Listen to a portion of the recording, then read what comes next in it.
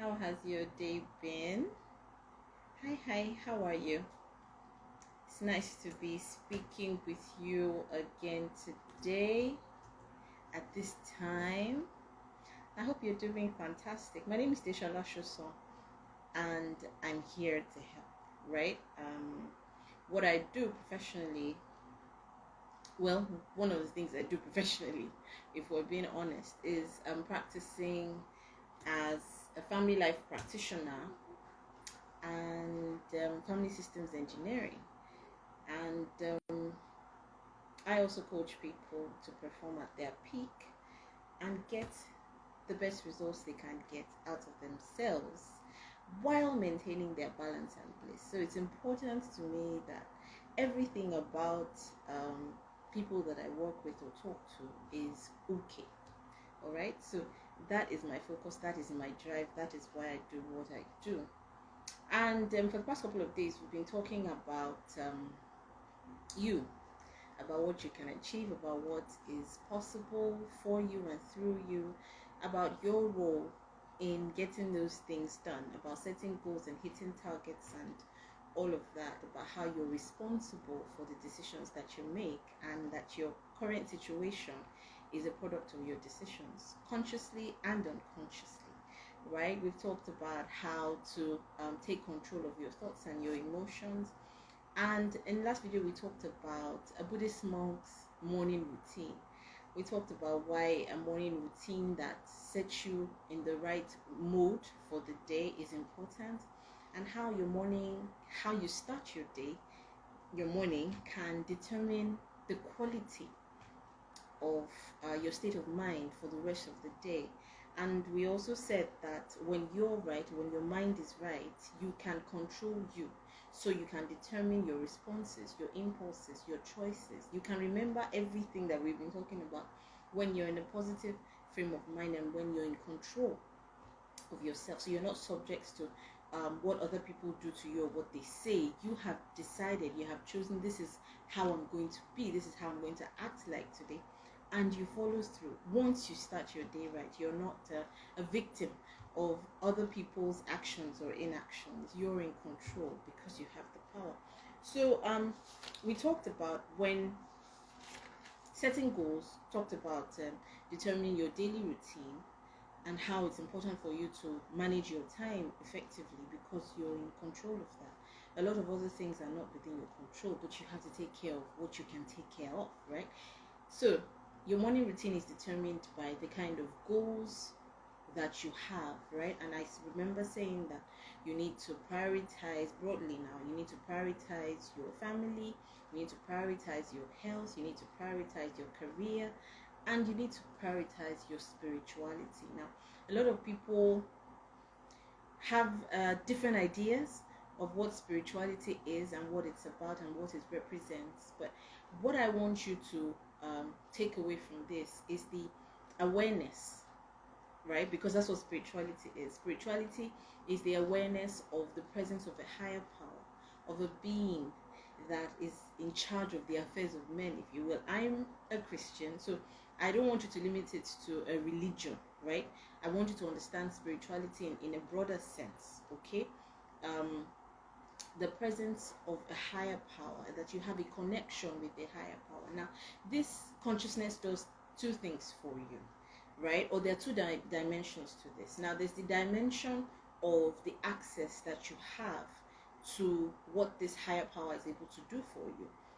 I will go with God because that's God is God, the supreme being is who I believe in, right? So if you believe that in God, that you believe in the existence of God, then you understand that you have access to what God can deliver to you and make happen for you. So you are less particular about what you can get done on your own, but you leverage on that connection such that your efforts are targeted, you are directed, right? Because there is a higher power in charge of things. So you're directed in a particular direction and you want to make sure you maintain your connection to that spiritual being. Your spirituality, your spirits must align such that you have access to what God can make happen for you, right? So you have a measure of faith. You believe that God is looking out for you, as He is, right? If you believe in God, that God is looking out for you, has your best interest at heart, and is just interested in helping you. Okay, interested in helping you, right?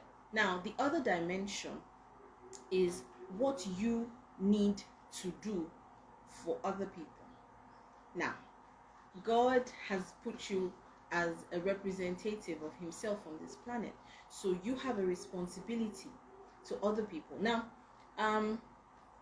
other religions, or how would I put it, thought leaders, shamans, healers, over the centuries, because I did a bit of research on this, over the centuries, over time, have maintained that human spirituality consists of three aspects. Now, there's relationships, there's values, and there's life purpose, right? So if you look at these three angles of spirituality, your relationships with people, your values as it relates to you, and then what you're planted on this earth to achieve, right? Now, if you accept this as truth, which I hope you do, then you understand that how you treat people is important to God, right? Because, like I said earlier, God has put you on this planet as an extension of Him. Now, the same way you have arrived as an extension of God is the same way other people have arrived on this planet as an extension of God, right? So it goes without saying that God is in every human being, right? So the God that you can't see, right, because it is spirit, is important, but the people that you can see are equally important. So you want to be careful how you determine and you make choices in your life as it affects your relationships, your values, and your purpose, right? So being a spiritual person is synonymous with the awareness, or someone whose highest priority is to be loving to yourself and to others. Now, most, I won't say all, but most religious setups have the understanding that God is love. In fact, some people go as far as saying love is the true religion. Now, I believe that God is love.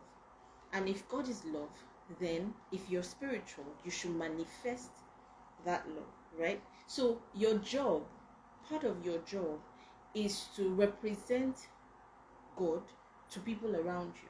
Now, this is important because your life is too small to be the purpose of your life. And if all your life goals, everything consists of what I'm going to eat, what I'm going to drive, or the kind of house I will live in, myself, my family, me, then it does not align with the concept of spirituality. Why? Because spirituality is about a higher power, what you get, but what you must also give. Now, higher power, what you must give to people around you, right? That is critical. It is important for you to understand this. So while making plans, while setting goals, factor in the fact that you're not here for you alone. Okay, you're not here to eat and feed fat, and not fat, but eat to your till your tummy is full and just enjoy yourself. No, you're here to be a solution, right? You're here to contribute to society. You're here to represent God. So you're here to be an answer, right? So research has shown that there's a connection between your beliefs and your well-being. Now, again, if your focus is entirely about you, and you're not considering other people, or you're not taking other people into consideration when you're making choices, especially choices that affect other people, then your spirituality is in question. It's not a suggestion, it's a statement of fact. Your spirituality is in question. So if you're a spiritual person, then you're concerned about other people. You're interested in the well-being of other people. You are concerned about how you can help, how you can give. Yesterday's Buddhist monk's morning routine has an act of generosity as one of his the items of the morning routine. You have to be able to do something for someone without expecting anything in return. Now, there's also the principle of sowing and reaping, which means what you give is what you get, right? So if for any other reason, give so that you can get, and give what you're willing to get. Now, the wealthiest man in India has reportedly said over and over again that when his company makes products, if and their rule, their standard is that if it cannot be given to God, if it cannot be offered to God, then it should not be offered to people. Now, fantastic mindset. Now, that has put him in a position where the quality of the work that he does, the output of his organizations, are top quality, because he understands that there is God in every human being. So it's important for you to be aware of this and to be conscious of it and to take actions, daily actions in this direction. So like I said, two things. You want to maintain your connection with that higher power, with that spiritual being who oversees the affairs of men. So you want to include every day an opportunity to make that connection, right? To reach out and touch, so to speak, to connect with that higher power, so that you can draw inspiration and draw revelation, right? Because I said part of being connected with God is having access to what God can deliver to you, or the spiritual being, what God can deliver to you, what God can give you because of your connection and your access. It's like a father to a child. A father will not withhold what is good for their child. A right thinking father. Let's include that, because we don't want to assume that every father is a good father. No, a good father does not withhold blessings from his child. So if your relationship with God is that way, then you want to access that. You want to maintain that connection, because communication and constant connection is how you build a relationship, right? So you want to maintain that connection. Then you want to focus on the second dimension, which is being an answer, a solution to people around you. That is important to God as well, because there is God, a bit of God in every human being, right? So it's important for you to take note of this. Now, very quickly, the 12 essential qualities of a spiritual person, according to research, is positive thinking, inner peace, they're egoless, unconditional love, optimism, harmony, humility, responsibility, compassion, justice, simplicity, and reciprocity.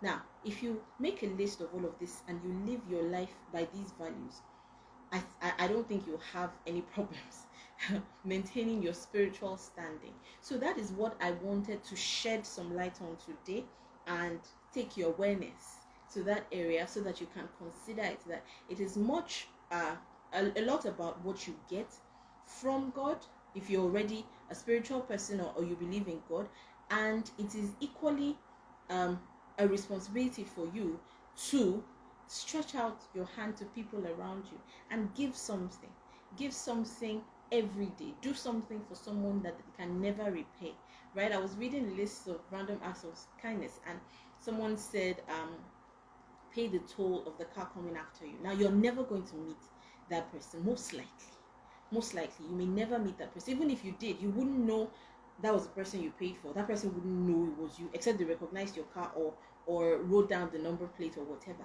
It's a far the chances of you ever making contact with that person, for that person to thank you personally for that act of kindness, is very, very slim. So that is the kind of kindness I'm talking about. Do something for someone, you don't know them, you don't expect anything. In fact, if you expected, there was no way they were going to find you anyway. So it's important for you to grow in your spirituality as well. Understand, accept that there is a higher being, in my case, God, who expects things of you, right? And that's it. That's all I have for you today. I hope someone has picked something or two or three, and you can make changes to your life going by this. All right. Thank you so much for watching again. I will see you soon. All right. We'll talk again soon. All right. Bye-bye.